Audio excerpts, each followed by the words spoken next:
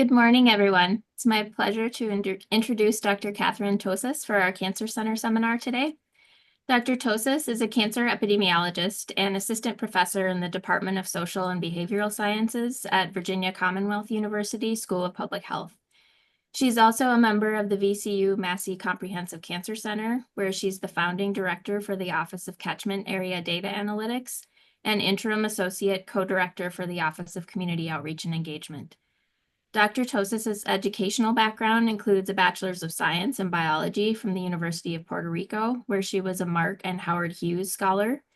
She then obtained a master's degree in science in microbiology and immunology from the University of Michigan, and then finally continued her training with a PhD in cancer epidemiology from the University of Illinois at Chicago, where she was recognized as a Susan G. Komen Scholar. Her research is grounded in health equity and centers on understanding the role of the microbiome on disparate progression and precancerous lesions in cervical and lung cancers. She is currently the principal investigator for multiple foundation-funded community-engaged research projects addressing systemic or structural inequities in cancer outcomes across Virginia. And she also recently obtained an NCI K01 award and a V-Scholar award to support her research. Today, she's going to tell us about her work related to using data to address community concerns. And with that, I'll turn it over to Dr. Tossas.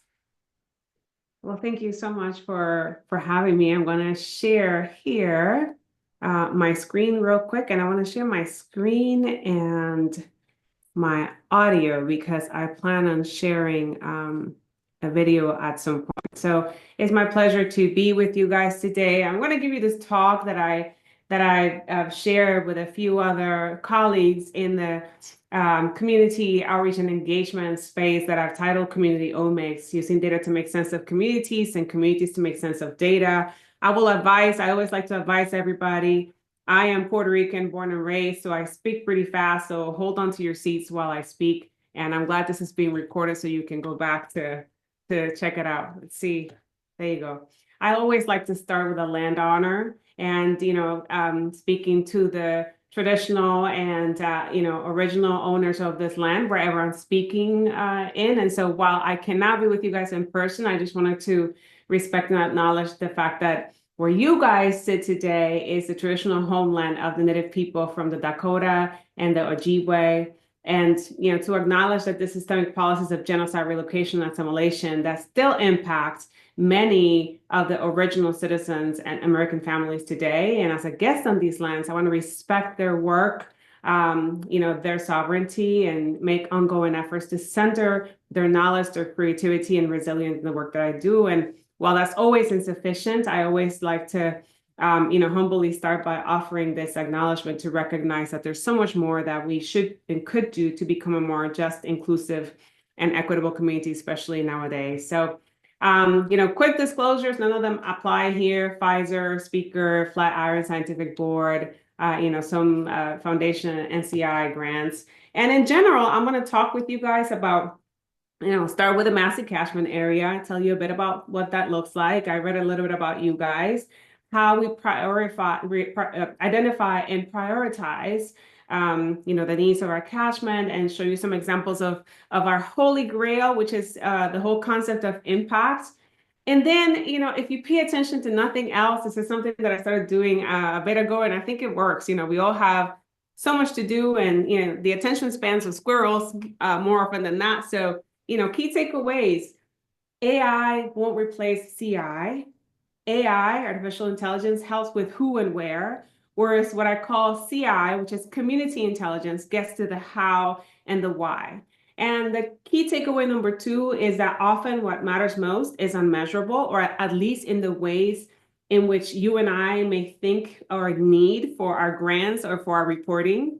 And number 3, that we need both high tech and high touch, right? And so this is where that bidirectionality of our outreach and inreach comes into play. So those are 3 key takeaways, and I'm hoping to give you some examples of how that manifests. So quickly about our catchment area, I always like to say about Virginia, by the way, I'm brand new, still relatively new to Virginia. I've been here now for 4 years, but I spent 20 years before that in Chicago. So Virginia is still relatively new to me. Virginia is the birthplace of a nation, the mother of president. and home to 7 of the 10 counties with the highest cancer incidence and 3 of the 10 counties with highest cancer mortality in the nation. And this is interesting to me because when you look at a map of the US and you look at those cancer incidence and mortality maps that some of us are very familiar from state cancer profiles, Virginia really doesn't look like much, especially relative to its placement kind of in the South, right? Or South adjacent. We are around Arkansas and Kentucky and a lot of other, Georgia, other southern states that really have a high cancer burden. So on average, Virginia doesn't look like much, but it's, to me, the perfect example of what can hide in the average.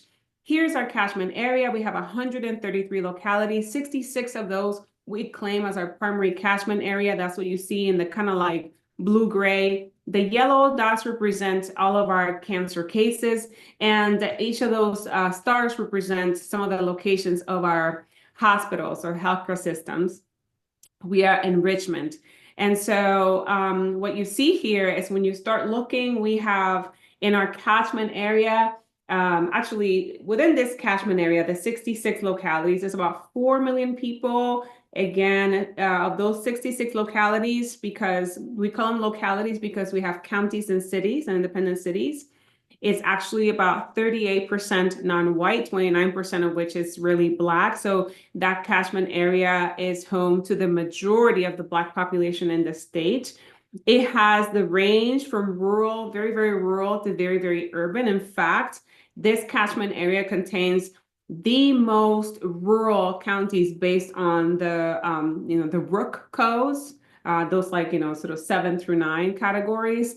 And 54 of these 66 localities are considered or designated as medically underserved. And so you can see here, one example is the small city of Petersburg, which is about 30 minutes away from where I am, that has the lowest life expectancy in the state at 65 years of age, and it's about 9th, or used to be 9th lowest nationwide. Compare that to the small city of Manassas Park City, also in Virginia up north, closest to DC, that has life expectancy of 85 years of age, and that's, by the way, down from like 91.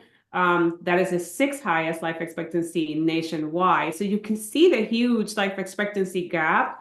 And Petersburg also has the highest smoking rates in the state, about 21%. Actually, there's another locality now that has smoking prevalence of 24%.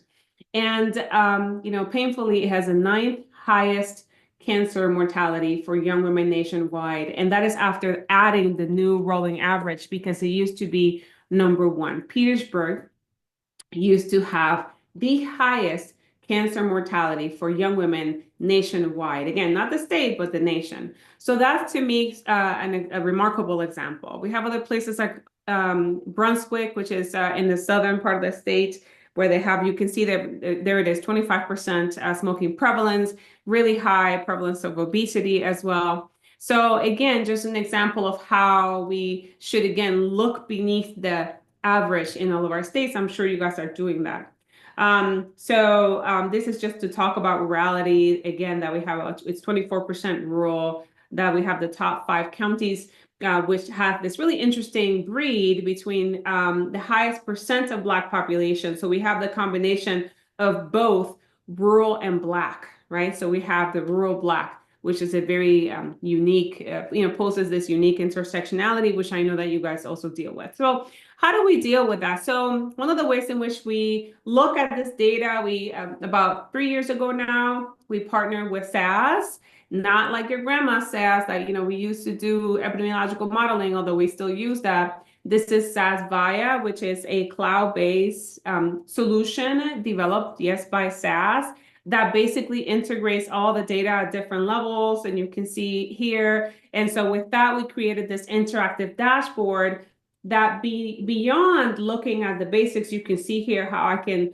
look at all the cancer incidence for all counties in the US, by the way, as well as the cancer mortality, particularly in here for the top 5 screenable cancers, which are kind of our bread and butters. And I can right away see, who has the highest cancer incidence, who has the highest cancer mortality, which designated center has in a sense, claim or supports that county or that locality, so that I can see also which areas in the US are not, in a sense, sort of claim. This is a map of Virginia. You can see the different colors represent different cancer centers that claim our catchment area. And so these are not our competitors, right? These are our partners. And that is very important.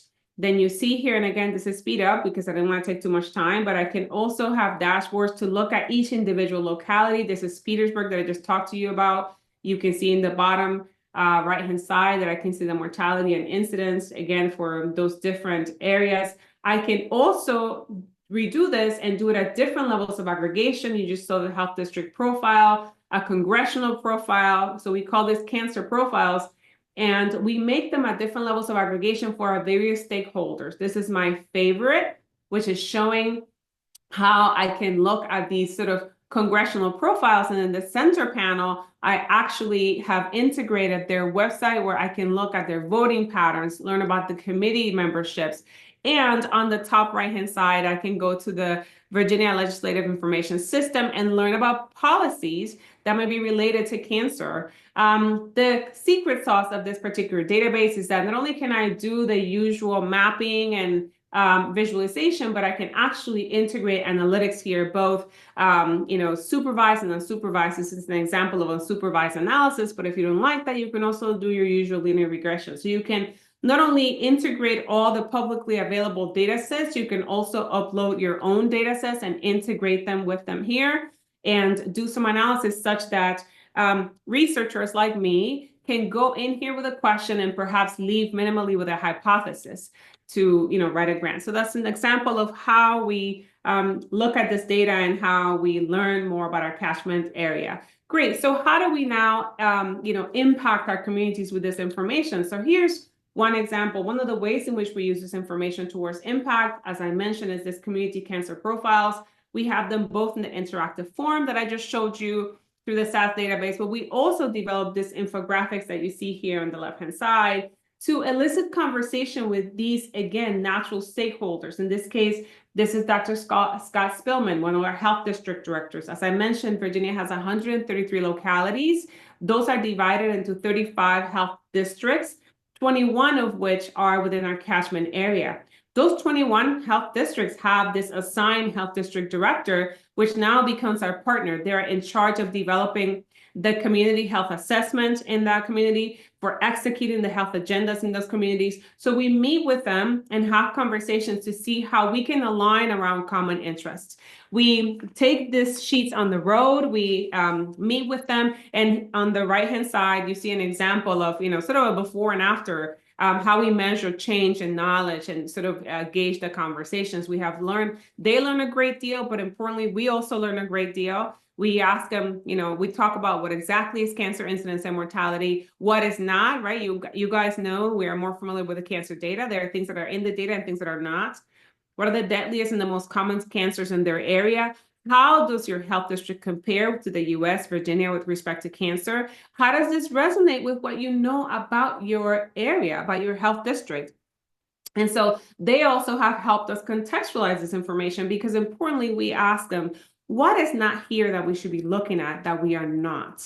And so, for example, you see in the little red square at the bottom right, where I give some examples of contextual information that we have learned from conversations. During one conversation, we learned about the small city of Galax, where there's 20% of the residents are Hispanic Latino, right? And so they don't speak English. So they were talking to us about how it's important to break the demographics for them by locality to reflect that variance rather than by the health district.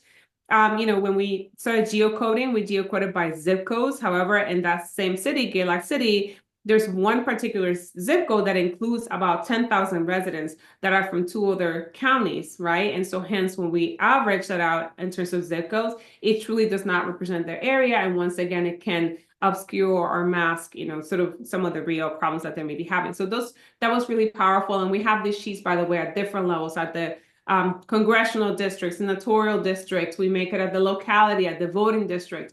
And we have become a reliable source of data for our communities. They come to us and they'll say, hey, can you send us the profile for blah, blah, blah, blah. I'm having a conversation with this person and I want to share this information. We also have used this data towards impact in terms of a partnership with the Virginia Cancer Registry. When we first received this data, we actually learned that we started saying that Richmond County, not to be confused with Richmond City, had the highest cancer incidence in the nation. And we were, appalled by this, and we started having conversations with one of the elected leaders, and they were like, interesting, we've never heard of that before. And then we had a conversation with a community partner, and they were like, interesting, we've never heard that before. Cancer has not been our focus.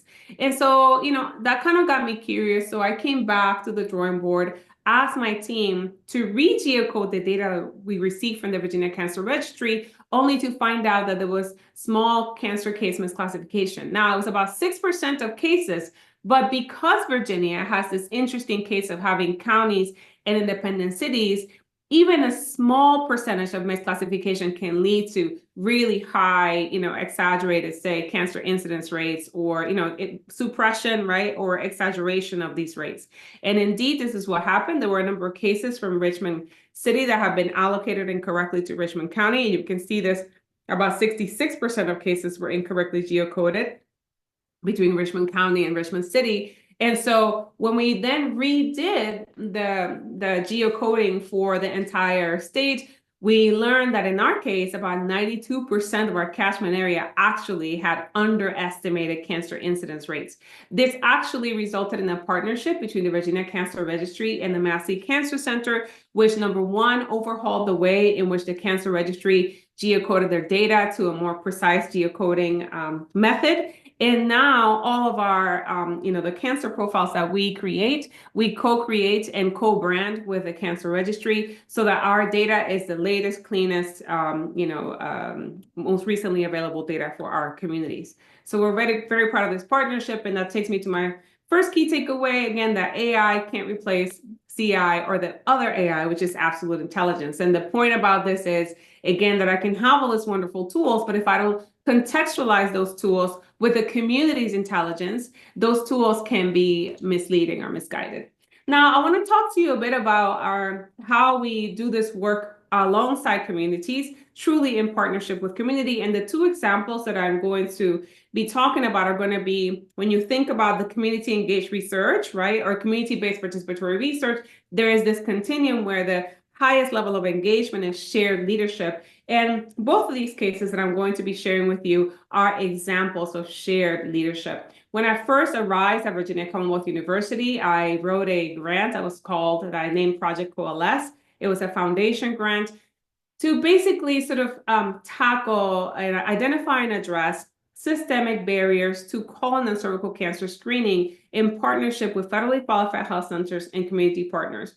Why colon and cervical cancer? Well, if you know anything about cancer, you know cancer's many diseases. Only 5 have screenings available. Of those 5, 2 of those screenings are considered primary prevention, which is colorectal and cervical, because they remove the precancerous lesion. And federally qualified health centers, which, as you know, are these community clinics that have been federally designated to provide care regardless of our ability to pay, are embedded in communities, and oftentimes in some of the communities that need it the most, they really do not know even that they have an FQAC. So we decided to, using the data, FQACs also, of course, are mandated to report data in some of these cancer screenings, colon and cervical are 2 of them. And, it helps their funding, their federal funding. So we use data that have been reported for these FQACs, identify some of the worst performers, and reached out to them to see if they were interested in partnering. And we were, very lucky that they said yes. We asked them then to identify either a community organization in their area that they would be willing to partner with, or we helped them identify a community organization to come to the table to actually have these conversations jointly with the community. This is something that they had never done before. So it was a, sort of a very unique approach. Project Coalesce was a 2-year, this is how it was born. It was a 2-year initiative.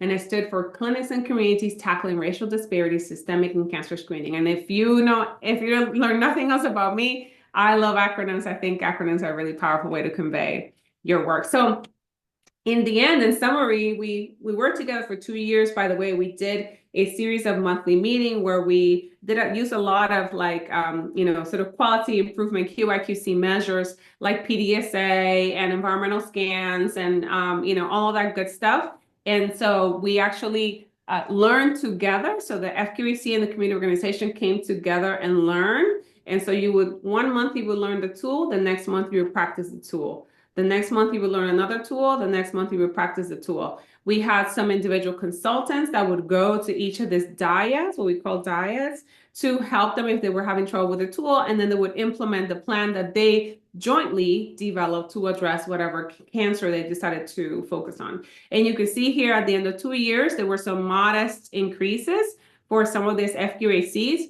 I want to make sure that you understand that this happened in 2020. So this was in the middle of the pandemic. So everything was remote. And if you know anything about what happened to cancer screening during the pandemic, you know that screenings completely dropped, cancer screenings across the nation, over 50%, on average. So having even a modest increase of 5%, 20% for some of these FQACs was remarkable. But I think that some of the most powerful things that came out of this is that you could see the reported wins as greater community awareness, building of relationships with the community, truly attributing the partnership with increased community awareness. There were even some that did not show increase, and there's a seeming decrease.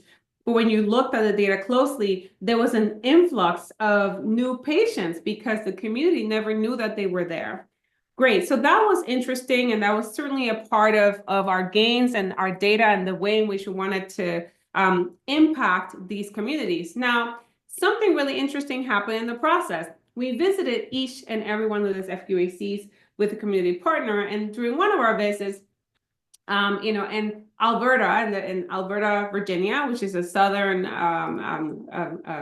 a small town in Virginia, there's a clinic, a CVHS clinic that serves about 1,200 people. Again, I told you I was new here, so we drove, and I was driving with my cancer center director, Dr. Robert Wynn. Like all of us, put the GPS, and maybe an hour and a half, 2 hours later, it said arrived, and we were in the middle of nowhere. There were no road signs, no identifiers. It was a bifurcating road.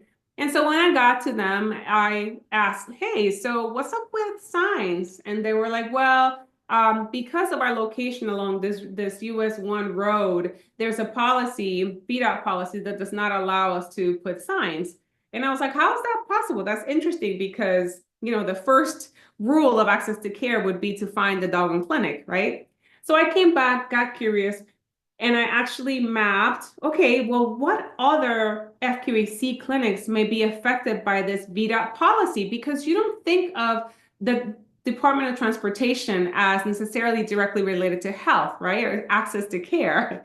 And so, I learned, at least through mapping, that potentially another 123 community clinics actually sat on VDOT managed roads that could be impacted by this policy. So we ended up working, as you see here in the bottom right-hand side, with then Senator, now Congresswoman Jennifer McClellan, and we ended up revising this code, which allowed the clinic to install a sign.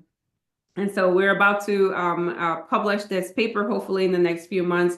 And so this, my colleagues, was the big win, the big thing we were known for. So this picture here that says Community Health Center that way is the picture that I joke kind of made me famous. So the way that they refer to me is as the girl who got them the sign. So there's no mention of Project Coalesce that actually, change a lot of the ways in which they did colon and cervical cancer screening. For example, there were changes such as increasing their hours, doing a once-a-month later clinic so that people can get there from their jobs.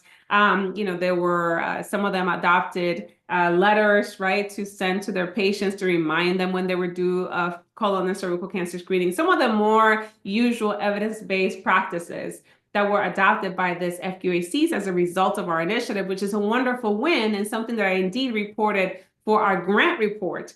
But for the community, the most important and powerful thing was that we got this sign for them on the road. And so this actually leads me to our second, point here, that not everything that counts can be counted. and not everything that can be counted counts. This is Albert Einstein, not big on some of his behaviors, but certainly this is a really powerful statement. And I don't know if you know on the right-hand side, this little quip, but basically is this, sort of parable of this drunk guy had lost his wallet, and he's looking around underneath this light, and the cop comes over, hey, can I help you? And he was like, oh, yeah, I'm looking for my wallet. I lost it. And so the cop starts looking under the light. And after a while, he's like, are you sure you lost it here? And he was like, no, I lost it over there, but this is where the light is. And the point about it that I like to make with this is that in our very research questions, there is a bias because it is what you as a researcher have chosen to illuminate as the most important thing for that community, for that research, right? For that particular area. And what you deem as most important may not be what the community deems as most important, may not be what is most important, period. And so the key takeaway number 2 here is that often what matters most is unmeasurable, at least perhaps in the ways in which we think we should measure it and the ways in which our funders may want us to measure it, right? So this is something that we have to keep in mind when we want to do community work and we want to do true impact. So the next story that I want to tell you about with respect to impact is about another project, also foundation funded. And I wrote 2 grants for this particular one that is called the Chickahominy Truth Project. And it's one that I'm really proud of because this is actually not my idea at all. This project actually came about because one of the members of the Chickahominy tribe, Virginia, like you guys, has 11 Native American tribes, 7 of which are federally designated. And so one of those is the Chickahominy Indian tribe, which predominantly concentrates in Charles City County, Virginia, kind of on the east of us here in Richmond, about maybe 45 minutes from us. And she came to me with this little map that you see on the left-hand side, showing places that she had been keeping track every Sunday when she went to their Samaria church that you see here in the corner of Samaria and Lot and Cary Road, where they were praying for a new member of the community that had cancer. And you can see here the places that have, red if the person had cancer, a little cross if the person had passed away from cancer, including her mother, which was a non-smoker who died of lung cancer very quickly. And she came to me because she was tired of every Sunday having to pray for a new person that either had cancer or had died of cancer. And she said, you see, there's a landfill in our community. And I wonder if maybe these cancers are related to this landfill. And I wonder if you would look into it for us because I am tired and I am concerned. Now, what she was alluding to, if for any of my epidemiology colleagues, our environmental colleagues as well, is to a potential cancer cluster. If you know anything about cancer clusters, you know they are notoriously difficult to prove. They take years. And I am not an environmental epidemiologist, right? And this landfill, however, had been in the community since the 90s. The cases, as she gave me a list of cases, and she came back with about 50 or so cases. I don't have it here, but and so the point about it is I always say the community has a concern, and that concern deserved our ear. And you can see here on the right-hand side, what I did is I got the cancer cases and I threw them on a map, and I did some standardized incidence ratio estimations. And indeed, there were a couple of these census tract that had excess cancer incidence more than what it was supposed to. So we designed this project to look into it. And basically what was interesting to me was that they had this concern and they had this perception of cancer risk. And you and I know that perception is reality for many of us. We're kind of living under that right now as well for different reasons. And so how does this perception of cancer risk and this lack of trust for their water source erodes their trust? Again, this is what the Stephen Covey down there, change happens at the speed of trust. So you have an eroded trust for the healthcare system. We know this, historically for Native American and other communities of color. And now you can't even trust your water. What do you do when you can't trust your water? We actually just had an issue here in Richmond a couple of weeks ago where because there was a kind of a polar issue or whatever, there was lack of water, and the city of Richmond had no water for a week. Then when the water was coming back, we had to test it, and people were terrified. Imagine this community living with this lack of trust for their water for decades, because by the way, 85% of this community is on well water. So I want to show you this video really quickly. Let me see if it plays here real quick. I think it's really powerful. I hope you can listen to it.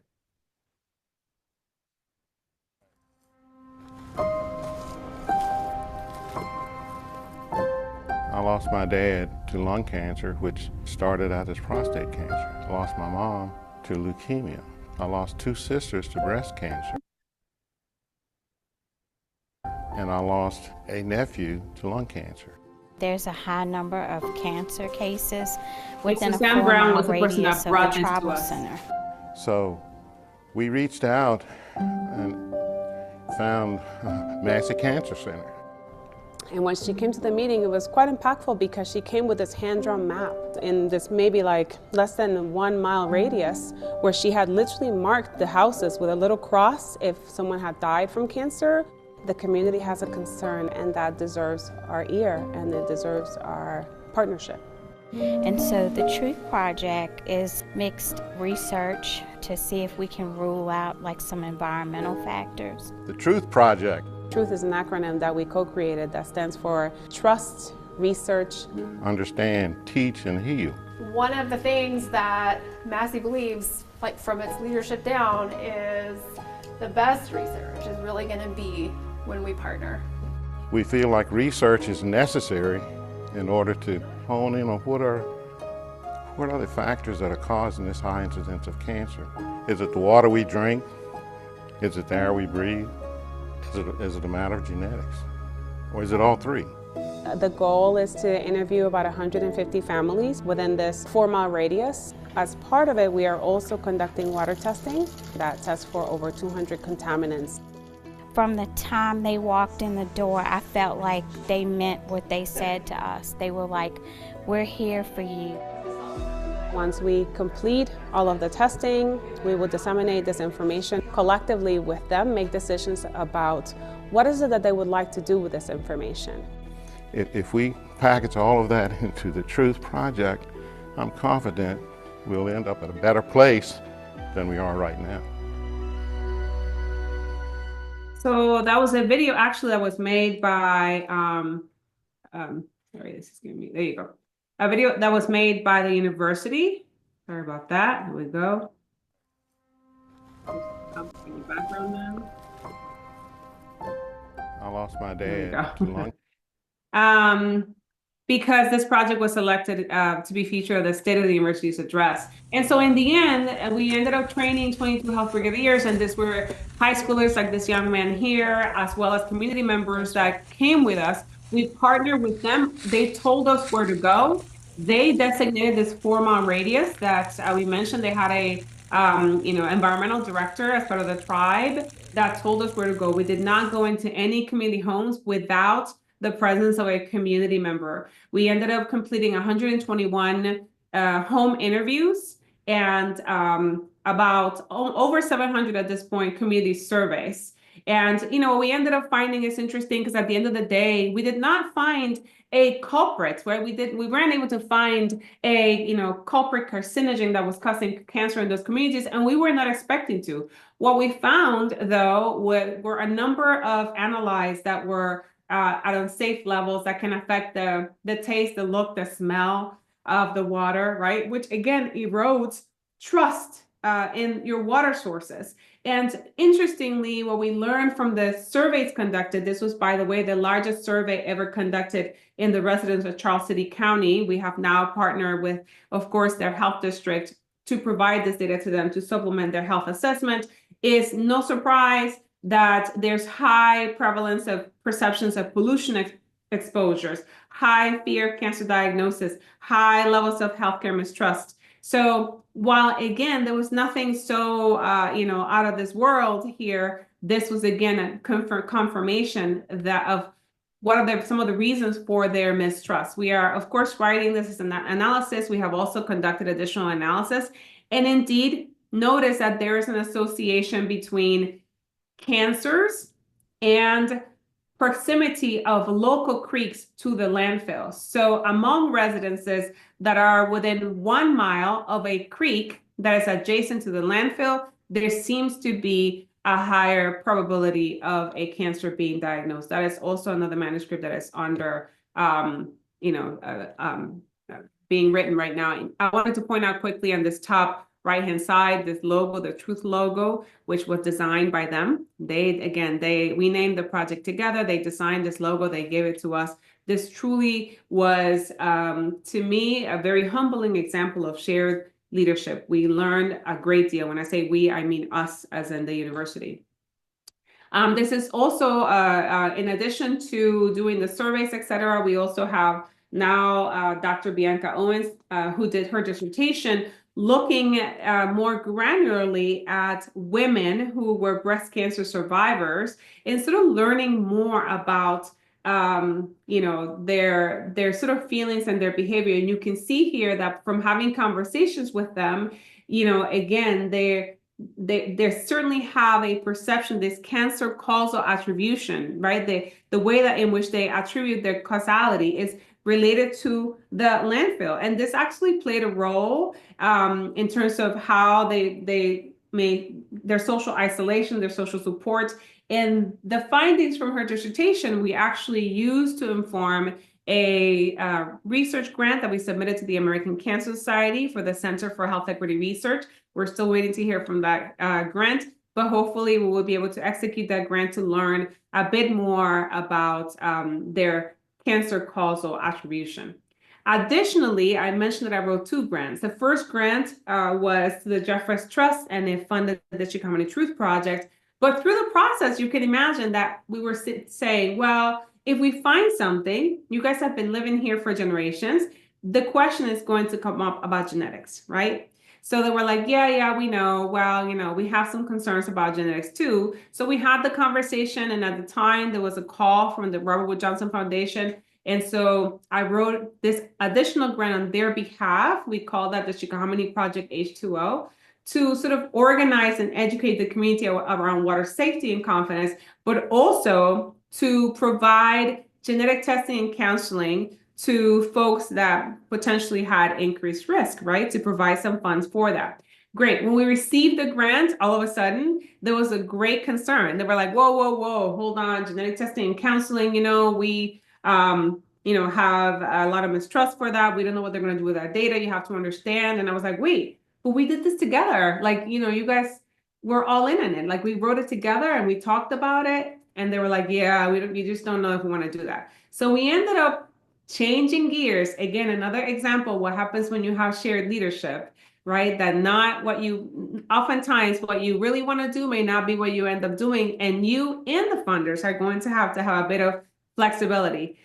So we ended up saying, okay, so people may not want to get genetic testing and counseling. Can we then learn about some of the issues with genetic testing and counseling? Because your voices are not on these pamphlets, right? These companies are not hearing your voice. So we ended up bringing, the collaterals. We brought tests. We learned about the different companies that make genetic tests, and sitting down with the tribal council for them to redline these materials and tell us, what kind of images would you like to see? What kind of information would you like to see? How should they say these things? Should these be in the front or in the back of the pamphlet? What guarantees would you like to have? And we learned things like, well, we want a single source vendor. We want to know what they're going to do with our data. We want to guarantee that our data is not going to be sold. We want to know what they're going to do with the remaining material that is left. Are they going to discard it, or are they going to bank it and reuse it?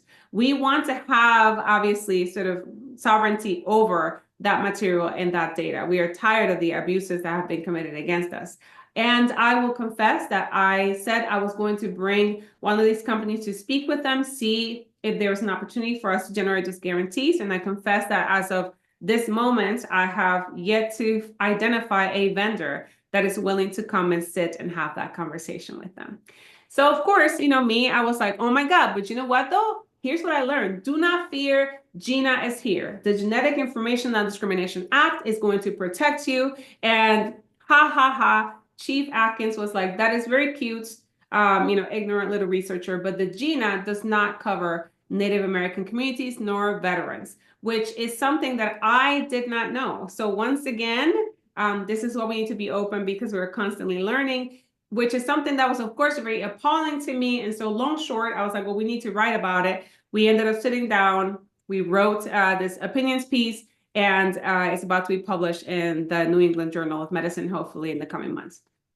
So again, key takeaway number 3 is that we need both. We need high tech and we need high touch. This pictures here is another great example of something that happened at a church. So this is our cancer director, Dr. Robert Nguyen, in the middle with a mic at a church in the southern part of Virginia, where the pastor who was behind Dr. Nguyen, when he introduced us, he said, I just want to welcome some of the members from Massey. And, we have this initiative that is called Facts and Faith Fridays, where we get together with faith leaders across the state, really on the premises that your faith does not have to be in opposition with your facts, with your science, right? And so this really was an initiative that started again with us in the community to combat misinformation, disinformation during the COVID pandemic. And it has really transformed the ways in which we communicate. And the way that the pastor introduced us, he says, yeah, because, I was just at a Facts and Faith Friday meeting learning about, organ donation. And, all of a sudden, when they were talking, I realized, oh my God, organ donation really is an example of us following Christ's teachings. And so he said, I was reminded of John 3:16, which says, for God so loved the world that he gave his only begotten son, that whosoever believes in him should not perish, but have everlasting life. And so by choosing donating my bodily organs, I am acting as Christ would act, giving life to humanities. And so to me, that was incredibly powerful. I had never, again, it's an example of how we can transform one another by having these very human conversations. So I'm looking at time. It is 10:43. I see that there's, is there a comment in the chat, or, oh, it's a Q&A? But I know that I wanted to leave some time for questions. So I'm going to skip this. This is basically a P30 supplement that we had where we engage basic scientists in conversations with the community. And I'll just say briefly what we did was we took a volunteer basic scientist, which, as you guys know, are some of most times the most distal from the community. And we literally gathered a bunch of community members and brought them together. And we told the basic scientists, why don't you present? And the community members are going to give you feedback, like live feedback. And, we also will do some questionnaires. Then you'll come back home. We will design this 3-module part to teach you how to talk to the community. And then we'll present you back to a different set of community members. And we actually learned quite a bit, about it. Importantly, we also did an internal survey to learn about, sort of how our stakeholders consider the importance of their research in terms of their stakeholders, right? And you can see here that, there was kind of differential findings here. So you can see the cancer biology members really, for example, didn't really know who their stakeholders were, but quite frankly, the COE members also had a ways to go. So you guys may also know that we are the home of the WIN Awards. This is community-oriented clinical trialist training program that is funded by Bristol Myers Squibb and a number of other pharma companies at this point. That's another way in which we are trying to bring the community into our center and our center into the community. And again, we have a van that goes into the community. This is an example of that. This is a bit more about the clinical training program. We talked about the catchment area tools in general. We also, last year, we developed the first in the nation catchment area data conference, which was now taken by the American Association for Cancer Institute. So this year is going to be at the end of this month in California. And so, there's the future of catchment area tools is, I believe, open source. This is an example of the on the left-hand side of the winner of our data challenge at the conference, who developed this Our Shiny app to do some visualization using on the right-hand side, the Cancer in Focus data sets. So, you don't have to necessarily have stats. You can have this open source and still do some, get some information out of it. But with that, I want to leave you. I hope that that was helpful. I think that this Mark Twain quote also is very important. It ain't what you don't know that gets you in trouble. It's really what you know for sure that just ain't so. So having an open mind and an open heart as a scientist is important. You don't know what you don't know, and you may not undermine community intelligence. So I hope you found that helpful. And with that, I will take questions.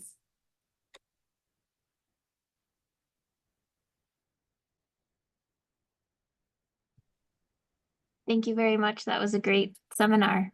I think there's one question in the chat so far, and people can go ahead and either raise their hands to be unmuted or type questions in the chat. But the question in the chat was about whether the community went to the health department about their cancer cluster concern. Yeah, I'm typing here, but basically saying, yes, they had. And in fact, this was the third time that the cancer cluster would have been investigated. And the first two times they were, unsuccessful in identifying also, some kind of culprit. In fact, when we began this process, I received a call from their health district director, among another call. The other call was less friendly. The health district director basically said to me, look, I support this if it's what they want to do, but this will be the third time that this is investigated. And I just don't want to continue to disappoint my community if you don't find anything. And also, you need to know the role of the landfill in this community. The landfill has provided funds in this community to build new roads, to build new schools, to get new chairs in the school, to get books. So it is also an important source of income for the community. And if you know anything about landfills, this is also something that happens. So there's this really interesting sort of tug, right? We also have received a call from their some of the other elected leaders as well that were not necessarily as friendly. And my point to all of them was, I am not here to investigate a landfill. I'm not an investigative reporter. I am not an environmental epidemiologist. I'm not investigating a landfill. I am interrogating a community concern about perceptions of cancer risk. That is my stead. Why do they have this cancer risk perception, and how this cancer risk perception impacts their health-seeking behaviors? And that, I think, is important for us to learn. In exchange for that, right? Or alongside that, we are getting funds so that we can provide this comprehensive water testing that was valued at $400, tested over 200 contaminants. And that data that we are collecting from those water kits belongs to them. What they want to do with that data and how do we report that data out is up to them. They can use that data, for example, to go to the EPA and request that a case be open to investigate the landfill, right? So that's their hope. That's their predicament. So again, we gotta work alongside communities and work within our boundaries. Don't overpromise and underdeliver, right? So that's kind of what we did. And we very much were partners with them. We were very open about our data. We collected these data together. Everybody had access to the database. We eventually presented to the community our findings, and they are co-authors in all of our publications.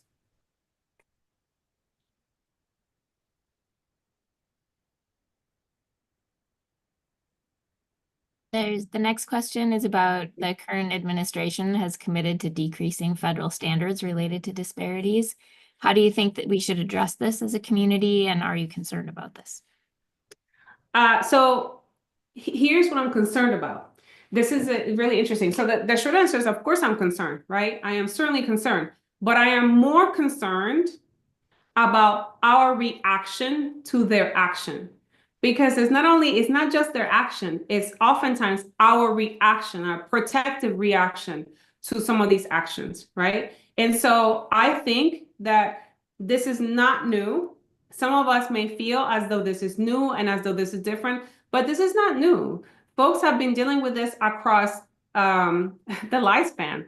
And so what do? I remember many years ago, I had a conversation with one of the attorneys in Chicago that was actually responsible for receiving the first ever awarded reparations in the United States, which happened in Evanston, Illinois. And I was telling him I was really frustrated with this. And he said to me, sister, to win the revolution, you got to stay alive. And those words were very simple. And I was like, what?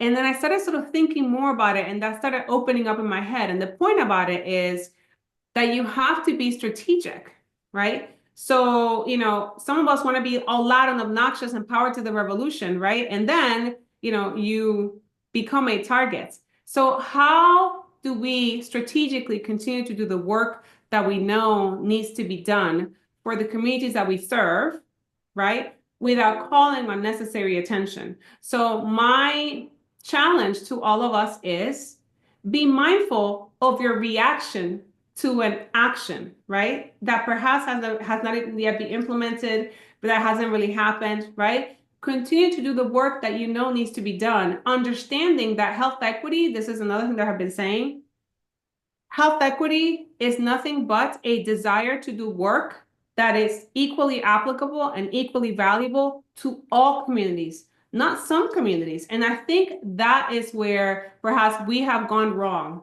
right? That perhaps we as scholars have isolated some communities, right? Again, thinking about my favorite haiku is all things change when we do, right?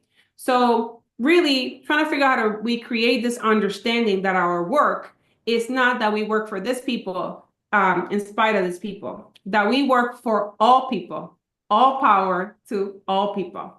That it would be my counsel, my advice. That, yes, I'm worried. I don't like it. I am scared. But continue to do the work that needs to be done, and figure out what is the right language that you have to use for that work to thrive. So I've had to eat a lot of words recently, but if that is what's going to allow me to continue to do the work that needs to be done, that is what I will do right now.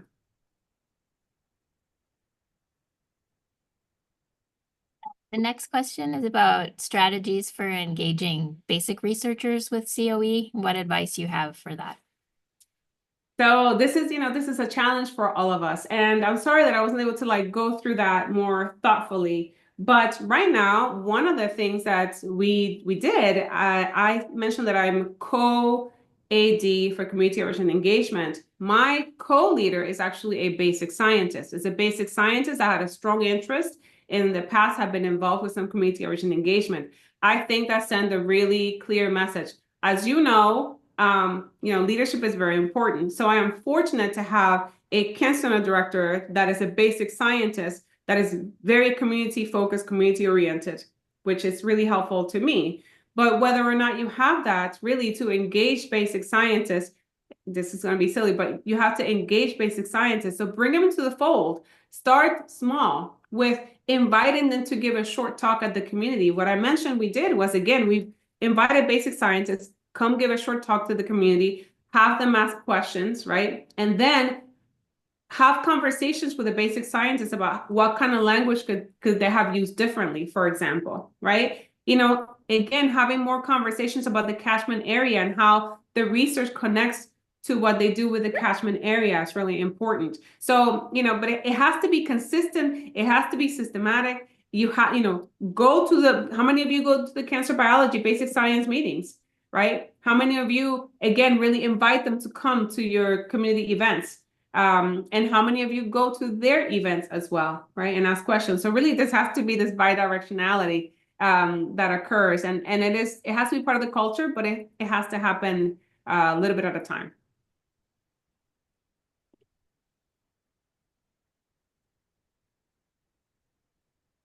Thank you. Are there more questions from the audience?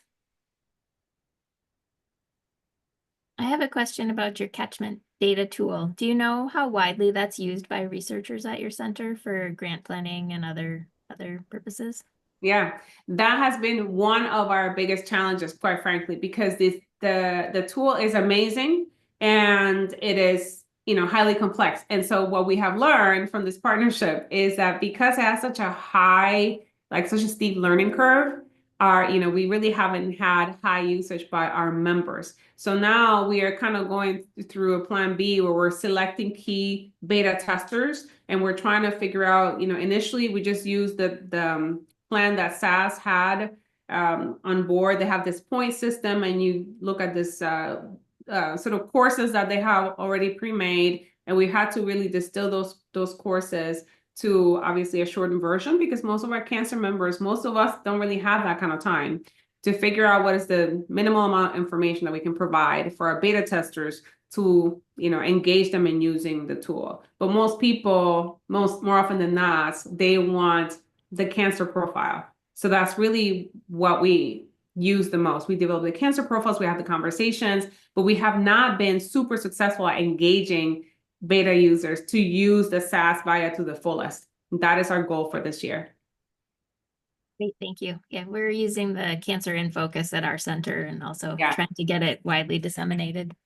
Yeah, I mean, and Cancer in Focus, by the way, Cancer is a great tool. It's a great tool. It does, the basics of what we need, right? Look at the data, look at it in the map, visualize it, and sort of make some inferences from it. The secret sauce of the SAS Viya is to be able to do the additional analyses to upload your own data. So my research is looking at, stress and how it might influence, how our experiences may get under our skin to change our biology. And I look at that through the microbiome. So I look at daily experiences of stress, microbiome changes, and precancerous lesions. And so I wanted to upload my own data, right? And see how I can then use all of that data to make additional inferences. And so we're working through that right now. So it's never as easy as you think, but I'm hoping that this is the year where we're actually able to get some beta testers and are able to develop a more abridged training program so we can have higher uptake. Great, thank you. Looks like we have one announcement about engaging basic researchers with COE and hopefully signing up for NCI collaborative supplements, which is good to know about. And otherwise, if we don't have any additional questions, I will thank Dr. Tossas again for her engaging talk and thank all of you for attending. My pleasure.